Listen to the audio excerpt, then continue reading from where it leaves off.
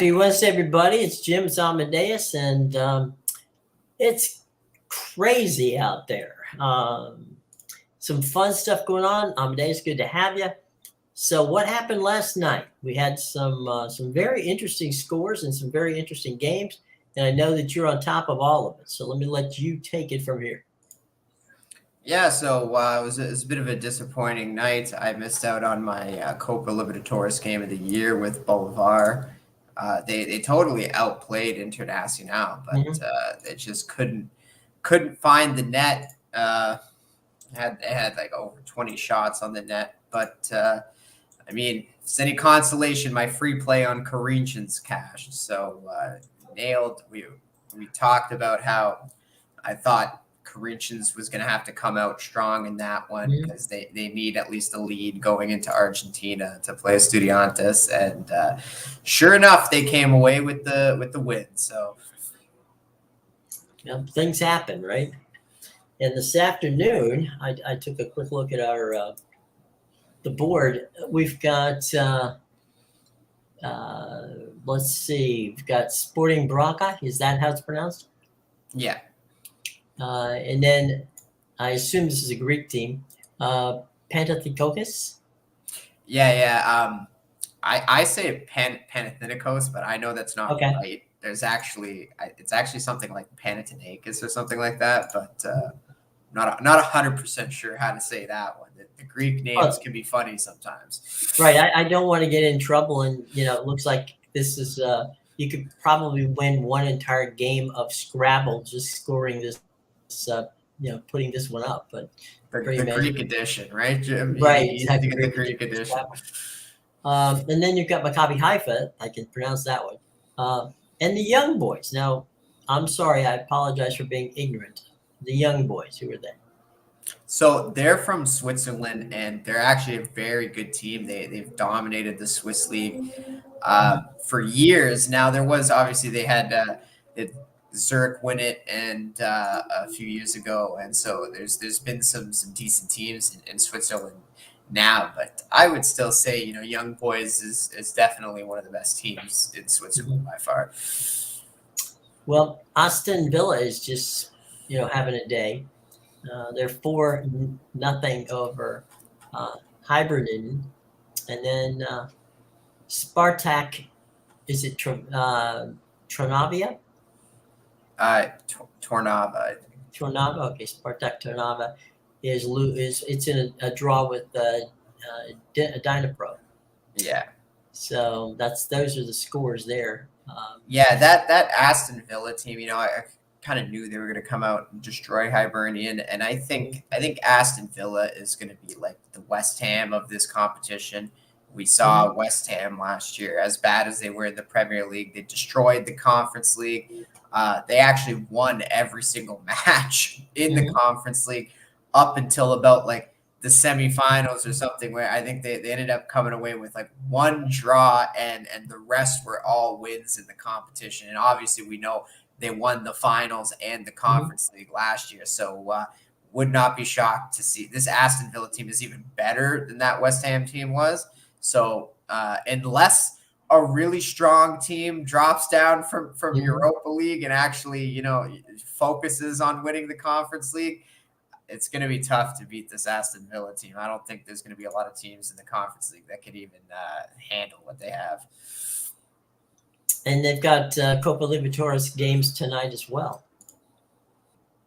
Yeah, it's so full slate all around. Definitely with the Libertadores, we got two big matchups actually. There's the big one. Arguably, I would say this is the bigger one, the Boca Juniors and the Racing Club one, just because those are two Argentinian giants. Now, it's a shame you get two Argentina teams face against each other, but it happens. Last round there was two Brazilian teams that faced against each other, so yeah, it's definitely it's going to be a good matchup for sure. That one, I think, just because Racing and Boca have both been very good. Boca just got Edinson Cavani in the transfer window. He came over to play for Boca now. So so they got some, just like how Internacional has Enter Valencia now. So some of these older European players or players. Sorry, they're not European, but some of these older players that have been playing in Europe are now starting to come back to South America. And, give back to the teams that they started at. But it's going to be a very good matchup. The other one is Deportivo Pereira, a club from Colombia, taking on Palmeiras, who still has one of the best squads on the entire continent. And that's one I think Palmeiras is probably going to roll into Colombia, and they should win. They've won their last 2 straight now, and 7 of their last 9. And this Palmeiras team they're really starting to get hot now. And when they get hot, they go on a run. They tend to win like 12 straight. They can go on these big runs. So and now that Flamengo was kicked out of the Copa Libertadores, River Plate was kicked out of the Copa Libertadores. So now you have these 2 giants gone from the competition, and Palmeiras has to be sitting there laughing because like Boca Juniors and Racing Club and Internacional, these are like your best teams left in the competition. So Palmeiras has to be looking at it like they can win this easily. Well, I mean, that's the fun part, right? That you're going to get to see somebody new jump into a very prominent role. So that makes it interesting, and it makes it more fun for all the fans. Now, there's a game tonight which you've spoken of a couple of times in the last week or so, and that's the U.S. Cup. The U.S. Open Cup is tonight, 7:00, and this one's on Paramount Plus for those of you in the United States. It's Cincinnati and Inter Miami. The second game of that U.S. Open Cup doubleheader is Houston Dynamo at Real Salt Lake. So, Cincinnati and Inter Miami, that's, it's definitely gets real here in the U.S. Open Cup. Yeah, and it's funny, if you had bet on this game while the Leagues Cup tournament was going on, while they were still like in the knockout stages, you could have got Inter Miami at well over plus 200. Now Inter Miami is the favorite team at plus 137 to win this match. Whoa, that's crazy in this case. Now, again, I've got problems here. Are they playing in Miami or are they playing in Cincinnati? Because right here, I've got them in both categories, which is crazy. Let me double check that. One of it's got Cincinnati home to Inter Miami, and another one has Inter Miami home to Cincinnati. I think it's Cincinnati's where they're playing, but I don't know. It looks, it's one of those crazy things. And we all know about the Real Salt Lakes, doesn't like to play at home. So that doesn't bodes well for Houston, but you never know. Yeah, so I can confirm TQL Stadium in Cincinnati. Okay, there you go. We've spoken of this many times. They've been messing it up a lot lately with the MLS matches. I've noticed they're just like putting them willy-nilly. It's like, come on, guys, can't you get one of them right? I mean, geez Louise, it's crazy. By the way, for those of you who are fans of the Mexican League, they are back as well to play, and they're going to be playing tonight as well. There's 3 matches, and 2 9:00 matches, and 11:00 match in the Liga MX. All the games in the United States are on Fubo TV or also on Univision. So if you prefer, that's where they are tonight. So those games are there. So anything that pops up to you this evening on the slate. As I said, we talked about Cincinnati and Inter Miami. I mean, like you said, before the Cup, it would have been Miami wouldn't even have gotten any kind of respect on this one. But now, they're playing a Cincinnati team and they're playing at Cincinnati. But you know what? I think, and I'm not saying that Miami's going to win because I don't know, but I think that the game in Nashville where they had a hostile crowd against them, which is the first time that happened since Messi's been here, heading to Cincinnati, I think that might not be as daunting a situation as it might have been a week ago. Yeah, it really depends on how the Cincinnati fans are going to show up because Mm-hmm. Cincinnati, I would say, has the best team in the MLS right now. Mm-hmm. They are better than Philadelphia. They're probably better than LAFC right now. Mm-hmm. They're just that kind of team. The Are they a defense is complete great. team or just they play as a team? What makes them different? Yeah, I'd say they're a pretty complete team. So last year we saw this. They picked up a lot of big defenders, and Mm-hmm. that really helped improve the team. So they were making a lot of improvements last year, and they just needed really scoring, and scoring hasn't seemed to be an issue for them this year. So yeah, everything is rolling. The defense is playing well. The attack is playing well. So the Cincinnati, and they also have. Pretty much what they did have a the longest perfect record this season. They were about 9-0-0 before I think they drew a match at home. But yeah, their home record is impeccable. So it's going to be a very tough match for Inter Miami, but if the Messi fans show up in full force, then as you said, it's not going to be as daunting for them, and I could see Miami going in there and smacking Cincinnati around. Well, I mean, in fairness to the folks in Nashville, that was a very rowdy crowd, and they were definitely pulling for the home team. As I said, some of the Messi fans got in there, and that's to be expected.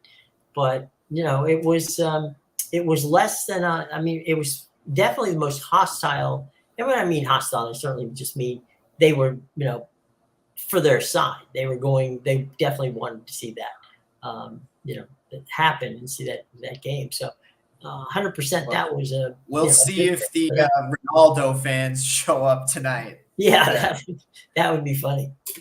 That would be funny. That's what it is, Jim. It's right. If you're not cheering for Messi, that's what the Ronaldo fans need to do, right? You just fill the building and then cheer against him. Right. It's like, okay, fine, that's enough. Yeah, I mean, it's definitely become that. That's for darn sure. Let's see what we got. Let's jump over to the scoreboard on the Major League Baseball. We've got in the bottom of the fifth, the Cardinals 5, the Buccos 2. That game being played at PNC Park in Pittsburgh. Top three, Cubs 1, Tigers nothing. That game's being played Comerica Park in downtown Detroit. Top of the first, the Mariners are playing the White Sox on the south side of Chicago. There is no score yet. Top of the first, Minnesota is in Milwaukee to place the Blue Crew. There's no score in that one. We got a couple more, 3 more afternoon games. They start 3:30 game, Kansas City and the Athletics. That one has got Reagans pitching for Kansas City, Martinez for Oakland. The Giants and the Phillies, that's Cobb for pitching for San Francisco. Lorenzen is on the hill for the Fighting Phils. 4:07 game, Reds Angels. That's Abbott pitching for Cincinnati.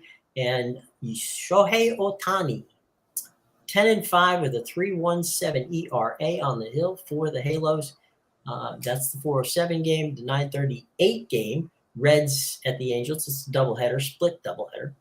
I got a TBD for Cincinnati, but Detmer's pitching for the Angels. Yeah, I got a TBD. There's another 4:10 game, which for some reason showed up down here. And that's the Marlins at the Padres. Sandy Alcantara pitching for Miami. Seth Lugo for San Diego. Rays and the Rockies at the Trop. That's a 6:40 start. That's Gober pitching for Colorado. Savali pitching for the Rays. 7:05, that's a Blue Jays-Orioles game at Camden Yard. That's Gosman pitching for Toronto. Kramer pitching for Baltimore. Jays played well last night. They did what they had to do. Jim? I think they changed that. I saw that was Flaherty, like literally a few hours ago. I'm sorry? I saw that the Orioles were supposed to have Flaherty, like literally a few hours ago. Oh, okay. When I was looking at the game, that must have just changed recently then. Well, I've got Kramer in here for the Orioles.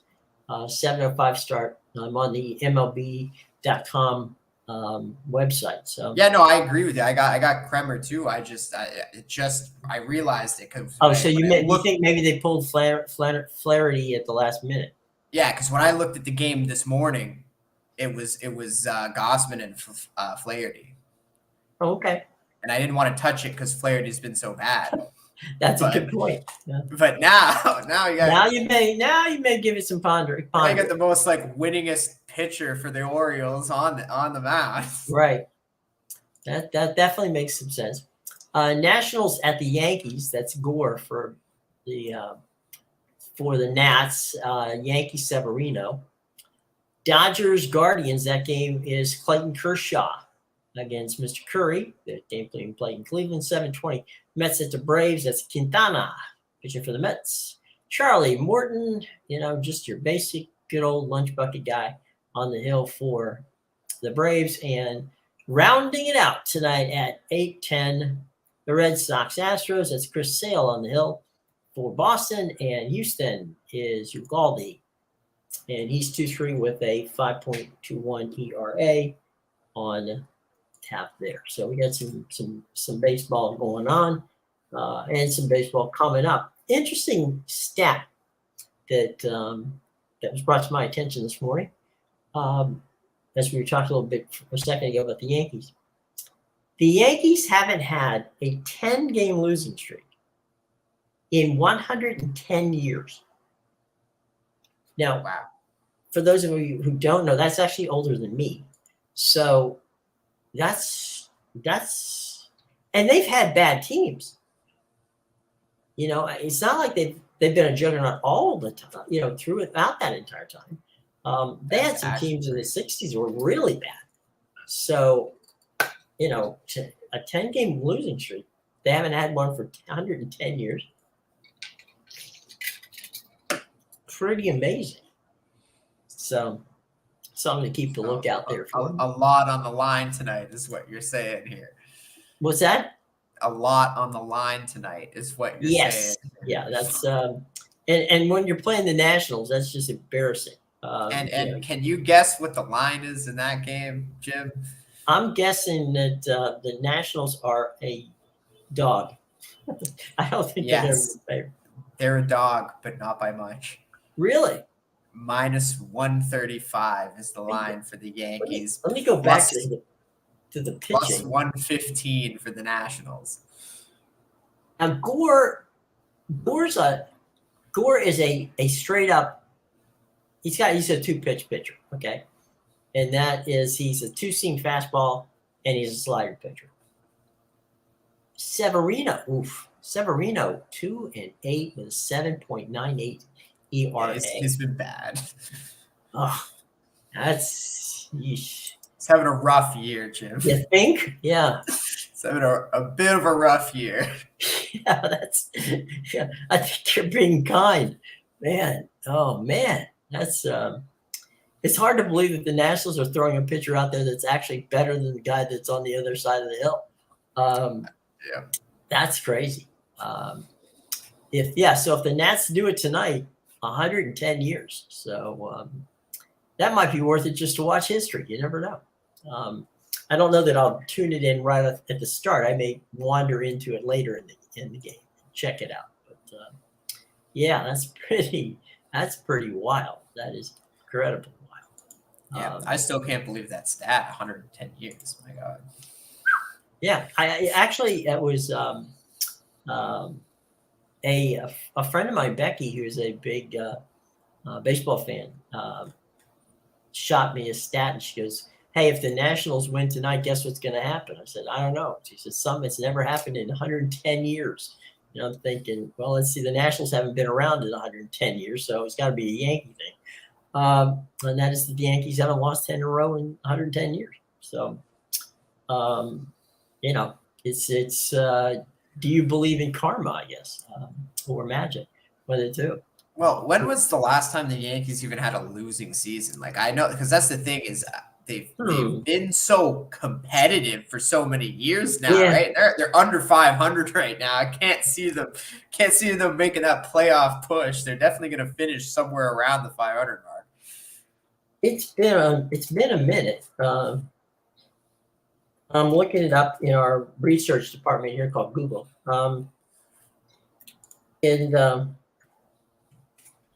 Had a losing season. I think it was just before they hired Torrey, but I can't remember. Yeah. They definitely haven't had one under Boone. Or 1993. Gone by now. Yeah. 1992. Okay, so even then, that's like 20 plus years. And right now, the 9-game losing streak, which, is significant. The last time that happened was in 1982. Wow. So it's not as impressive as not as impressive as that, but they were in 1992, which is their last losing, their last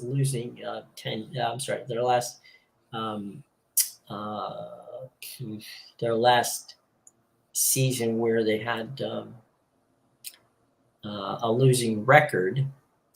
They were the lead. Okay, they won seven. They won. They won 72 games in that year. So yeah, it's pretty, even 1982's been, losing 9. That's kind of a long time coming. That's 40 years. Right. They've been treading water recently, right? I mean, they've not that they haven't been good. They've been good enough, but they've been good enough to challenge every year for a number of years. But they haven't been able to seem to get over that hump. Yeah, that's why I say, because it's such a shock this year. They've been so consistent for so many years, and now they've just completely fallen apart. But maybe this is the excuse they need to get rid of Boone. Yeah, I mean, normally in baseball, now I have no idea why, but normally in baseball, when a team is having trouble during the season, well, they don't usually fire managers in the middle of the season. We know that. But for some reason, they fire either a pitching coach or a hitting coach. And you're like, firing the pitching coach is not going to change, or the hitting coach for that matter, is not going to change the outcome. The pitchers are all the same. It's not like he's going to be able to walk in there and, automatically say, okay, change this around and you'll be fine. It's just, I guess, another person another voice in the clubhouse or something like that, but just doesn't make a lot of sense to me. But, hey, well, it's like in the NFL when the coach is getting fired, he's doing a terrible job, but they don't want to fire him mid-season. So what does the team do? Let's fire the offensive coordinator. Let's just throw another wrench in for the quarter back to the rest of the season. And then we're going to end up firing the coach anyway at the end of the season. So it doesn't matter that his OC is gone, but we're going to do the OC now because we got to get something now. We're itching to get rid of somebody right now. The other day when we were talking about Josh McDaniel and Jimmy Garoppolo. Yeah. Well, earlier today I had a chance. I was talking to Matt Castle.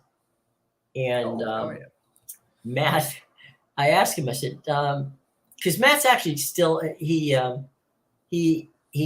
is on the television in Boston and also works for CBS as an analyst.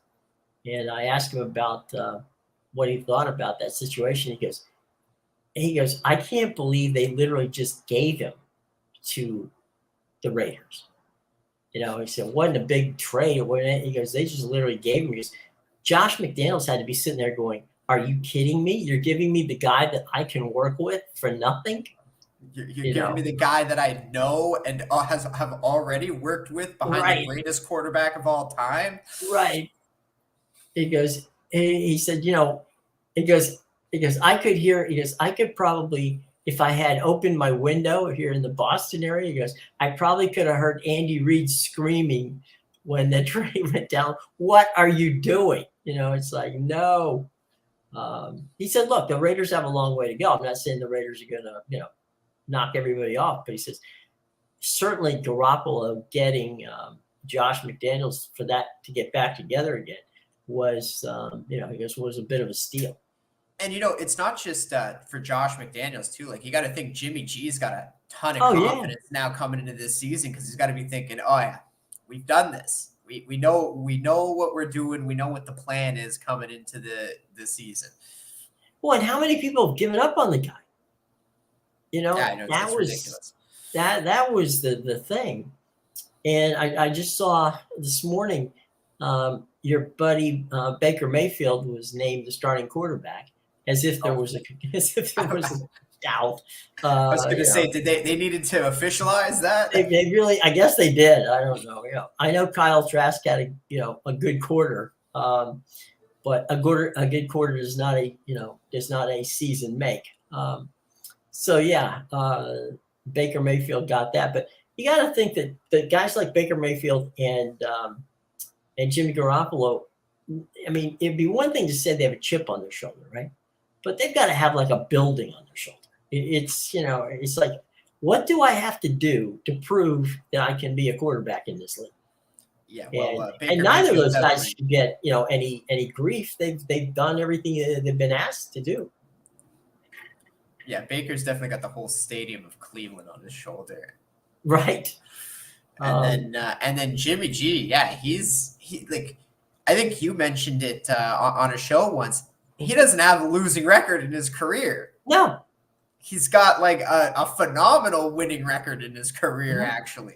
So I don't know how people have given up on this guy who basically, as a starter, has a 2-to-1 ratio of wins to losses. And then you go and give, Deshaun Watson a 200 and some ridiculous amount of money, and piss every team off in the league because now nobody can pay anybody. Right? They're going, what did you just made my mediocre quarterback rich? It's just crazy. And I know that Lamar Jackson was happy to send some flowers to Deshaun Watson's family because of what happened, but it's out of whack. But yeah, Jimmy G to the Raiders is that really it was something that Matt thought was kind of funny because that's he's basically saying, look, Josh, because he was telling me that Josh has this ability to sit down with people and really just focus on what they do best and then try to figure out how to make it work with the offense, as opposed to taking his offensive playbook and try to make it work for, everybody. So, well, that's what, that's what a good coach really should do, right? Right.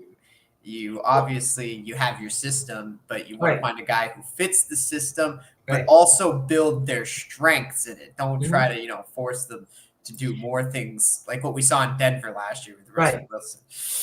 Well, I mean, that's actually what Shanahan does. I mean, Kyle's always been open to working, but I think in Kyle's case, it was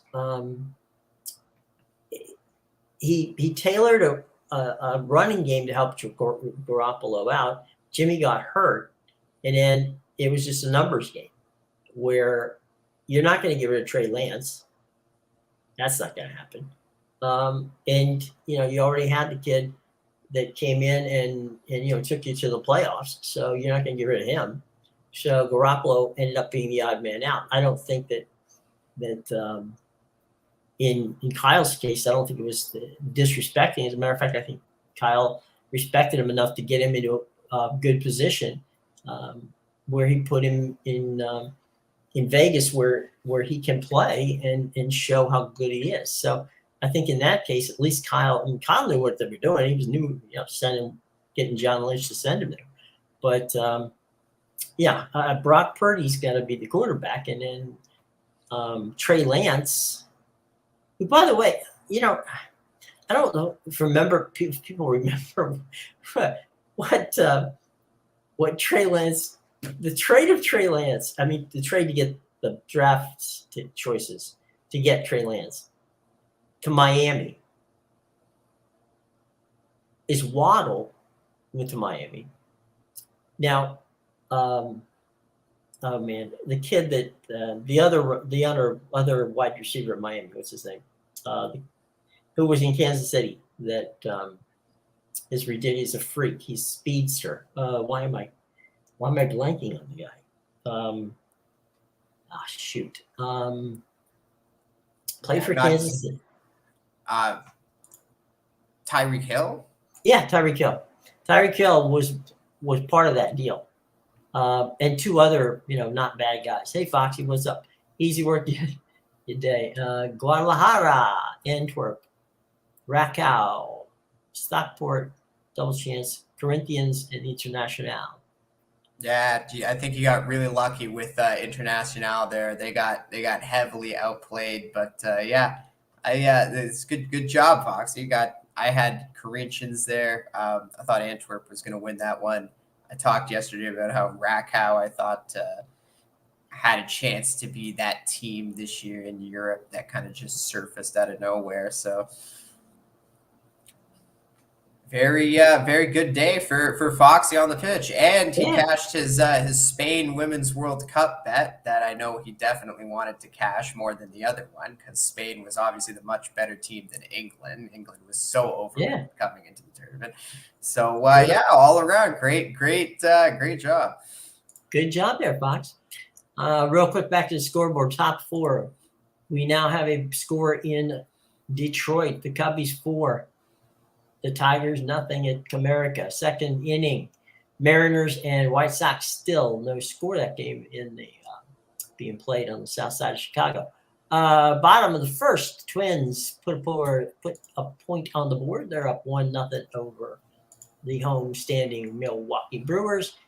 Cardinals in a rain delay in Pittsburgh now, but they played 6 innings. They played 5 innings, so. At the top of the 6th, the Cardinals 5, the Pirates 2. Royals and Athletics, that game's at 3:37. 4:05 first pitch, Giants Phillies. 4:07 first pitch, Reds at the Angels. Ohtani's on the hill there for that one. So those are your afternoon games, and right now that's we're in a rain delay in Pittsburgh, and everything else is moving right along. We're in a rain delay over here too. It's just a miserable day. Oh, is it raining there as well? Yeah, it's cool here on the East Coast, but it's going to get hot again tomorrow. So it is what it is. But never been disappointed winning with Spain with the Spain bet. Never been so disappointed winning with the Spain. Why is that? Because he's English. He wanted. Oh, I see. He didn't want to win, but he bet against them. Well, he had both. He had England and Spain. So okay. It was more so that he wanted England to win. I understand. But if Spain won, it was a larger bet to cash because the odds were better. Okay. So either way, it's a win-win for Foxy. I don't know what you're complaining about. Okay. Right, at least you have a team that makes these competitions. Okay, my team is Italy, Foxy. So relax. Just cash your Spain and be happy. Allie Burns used to do bet on both sides on that, and I'm not sure how that worked, but she. I know somebody who loves to middle. That is their thing. So they'll take a team. They'll take a team at a certain spread.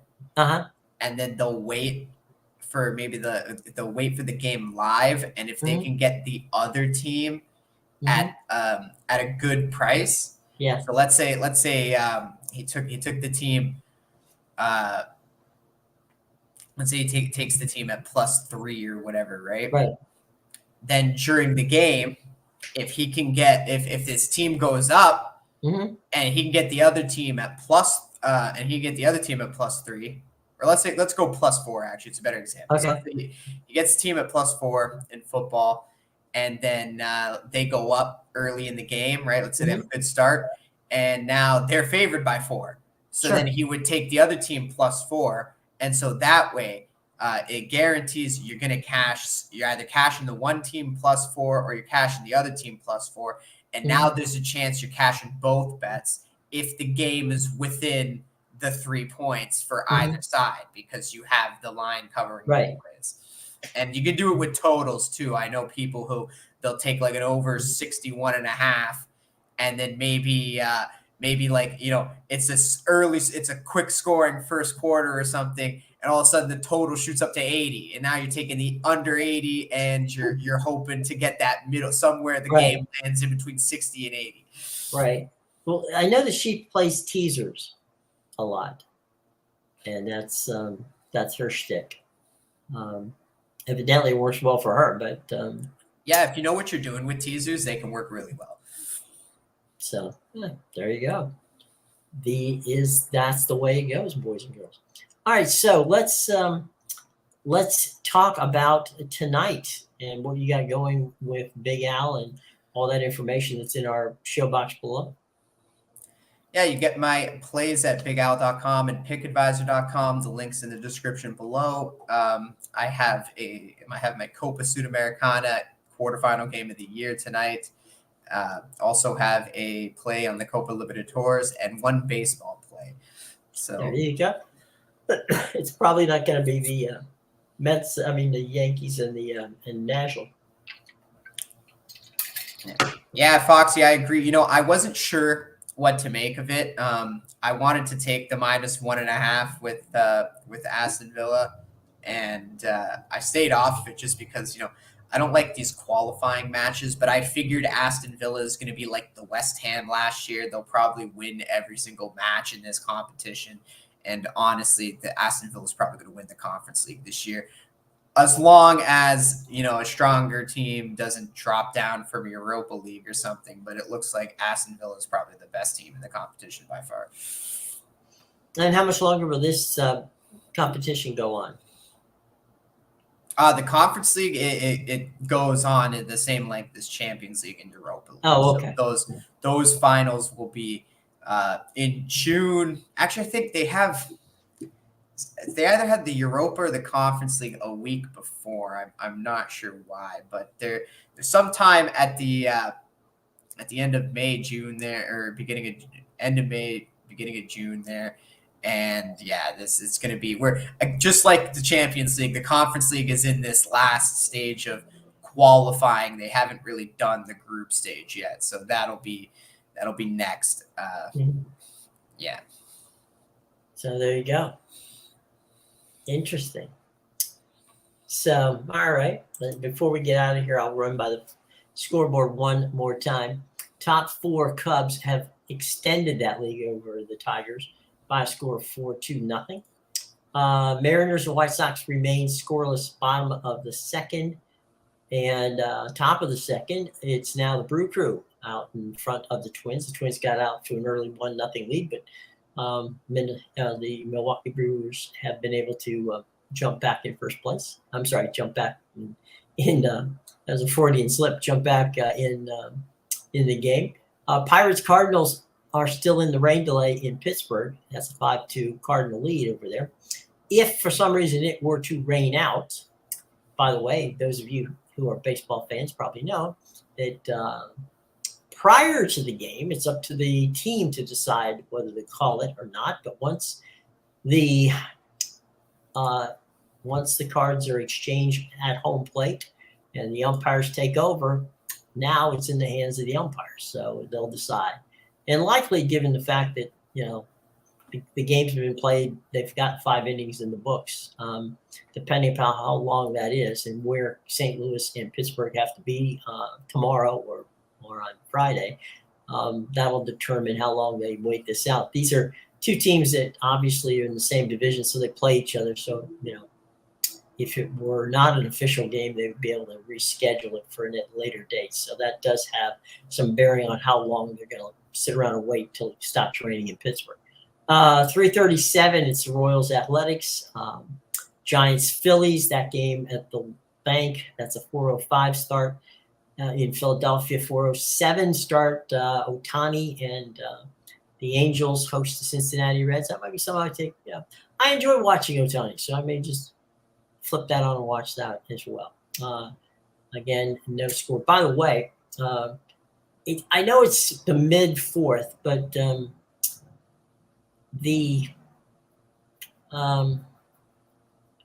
basically there's no hits in the game between the Cubs and the Tigers, so it's only the bottom of the 4th inning. So I wouldn't get too excited about that. Just brought that up, and then again, as we said before, pay attention, folks. Tonight, 7:05 in the Bronx, the Yankees, the Nationals, and history could be in the making. Can the Washington Nationals put the Yankees down one more time? For the first time in 110 years, they lose 10 in a row. Well, we'll see, but we'll bring that to you tomorrow.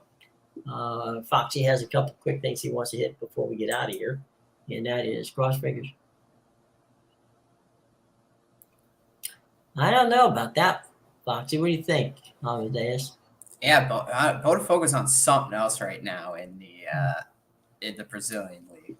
They are just they're something like 14 points ahead of the second place Palmeiras now. I honestly, Foxy, I don't know if you have to be that worried. They weren't great against Sao Paulo. It's not like they came out and really tried hard to win that match on the weekend. They're probably getting ready for this one. And this defensive team, I love this defensive team. I love them a lot, but they burned me so many times on the road. It's very difficult. You know, it's difficult for any team to go into Brazil and play. Botafogo is not, you know, they're not like Flamengo, Palmeiras, but they may as well be with the way they're playing this year. That defense has been almost impenetrable when they're at home, and all of a sudden they're scoring a lot at home now too. So, but yeah, the Defensa is a very good team. Definitely, Defensa is one of my favorite in the Argentinian league from this last season. Just the way they play, they made me a lot of money in their home matches. So. Definitely a difficult tie for Botafogo. I hope they get through for you, Foxy. It really doesn't matter to me if Botafogo or Defensa get through. I would like to see either of them go through. I think Botafogo's just had a very surprising year. But yeah, it'll be interesting to see what they do for sure. Yep. And it should be a lot of fun to check that out. So, Foxy, thanks so much for the input. So once again, get all of Amadeus's daily picks right down in the show box below. If for some reason you don't get to see this live, which is possible, and you come back and you watch, which we hope you do, leave comments in the comment section. We're more than happy to answer those questions for you. And we'll be getting into some college football week 0 coming up here, on the weekend. And there's a couple of really cool games coming up there, so we'll take an opportunity to see it, and then it becomes big time back in September the 2nd when there's some really crazy games being played. With the primetime game is West Virginia at Penn State, so Happy Valley welcomes the Mountaineers to there now. If you remember Tim Earl, but Tim Earl and the Earl brothers are East Carolina guys, and they're going to play Michigan at the Big House. So that ought to be a real crazy day. But the West Virginia Penn State one is it's a rivalry that used to be when Penn State was independent, and they would play Pitt and West Virginia, and the three of them had some pretty serious rivalries going back in the day. It's been a long time since West Virginia's played Penn State, and they're going to do it at the Big House. It's big. It's 102,000. It's not the Big House, but it's a big place in State College, Pennsylvania. So they will be there, and it'll be a fun time. So we shall see what that happens. But anyway, long way to go before we get there, and we have Thursday coming up tomorrow. So everybody have a great day. And it's been a lot of fun. enjoying the time with you. Amadeus, always a pleasure, my friend. And we'll be back sometime at 2 o'clock tomorrow. Okay, take care, everybody.